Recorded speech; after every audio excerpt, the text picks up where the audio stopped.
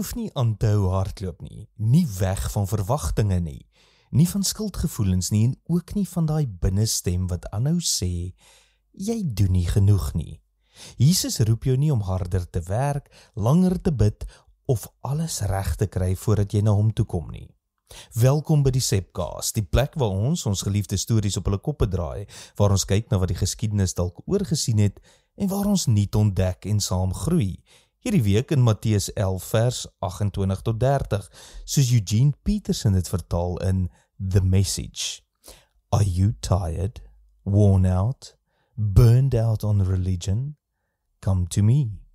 Get away with me and you'll recover your life. I'll show you how to take a real rest. Walk with me and work with me. Watch how I do it.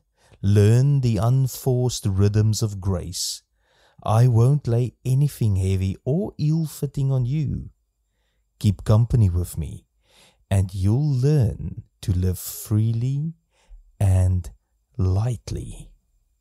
Jy sien, Jesus vra iets veel meer radikaal. Kom rus. Is jy moeg? Is jy uitgeput? Jesus weet ons is. Moeg van probeer byhou, moeg vir 'n godsdiens wat net vat, maar nooit weer lewe gee nie. En in daai uitbranding fluister hy iets wat ons nie meer gereeld hoor nie. Jy mag stop. Nie opgee nie, maar stop. Pauze.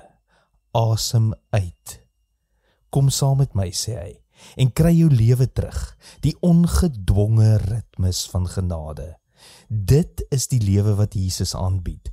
Nie 'n las wat jou breek nie, maar 'n manier van leef wat pas by wie jy is.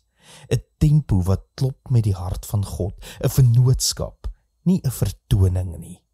Loop saam met my, werk saam met my. Kyk hoe ek dit doen.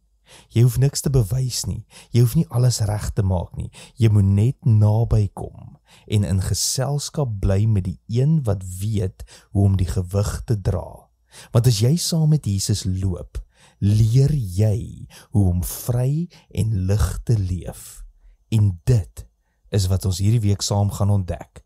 So ek sien uit daarna om saam met jou te stap, hierdie week in Matteus 11. Tot môre, mooi loop.